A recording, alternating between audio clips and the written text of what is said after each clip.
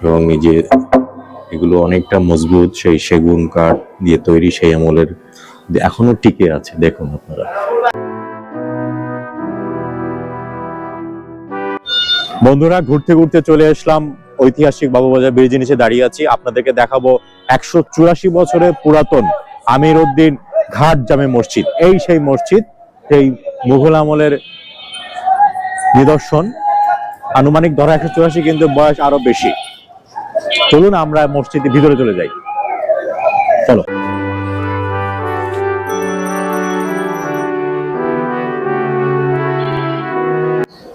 এই সেই ঐতিহাসিক আমির উদ্দিন দারোগা ঘাট, বাদামতলী এবং বাবুবাজার মাঝামাঝি ঘাটটি, এবং অনেক পুরাতন মসজিদ দেখুন। এবং আমরা এখানে একটি দেখুন, সেই এখানে একটি আছে, ওখানে জন্ম তারিখ 1818, মৃত্যু 1888, এবং উনার নামে উনি এই মসজিদটি প্রতিষ্ঠা করেন। এবং সেই আমলের একটা অবয়ব আছে মুঘল আমলের, এখান থেকে দেখা যাচ্ছে, এবং ওনার কবরস্থান এটি বর্তমানে। 1840 সালে ব্রিটিশ ইস্ট ইন্ডিয়া কোম্পানির দারোগা, ঢাকার প্রভাবশালী নাগরিক আমির উদ্দিন মুঘল আমলের স্থাপত্যের আলোকে পুরান ঢাকার বাবুবাজারে বুড়িগঙ্গা নদীর তীরে তারই নামানুসারে আমির উদ্দিন জামে মসজিদ প্রতিষ্ঠা করেন, যা স্থানীয়ভাবে ঘাট মসজিদ নামে পরিচিত। মসজিদটি 5 গম্বুজ বিশিষ্ট। এর পাশেই আবাসিক ভবন ছিল।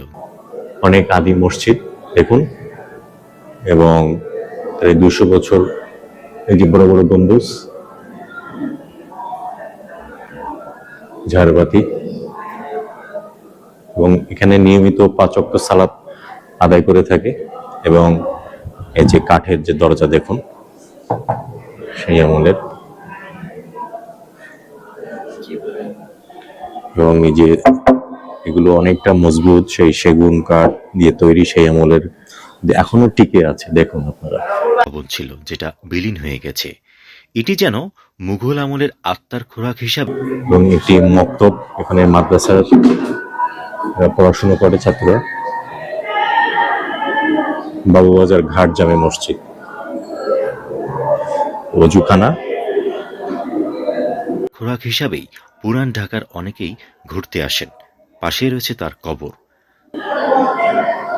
সবাই পড়াশোনা করছে এখন। তো আপনারা যারা বাবুবাজারে আসবেন, অবশ্যই ঘাট জামে মসজিদ দেখে যাবেন। অনেক আদি মসজিদ, ভালো লাগবে।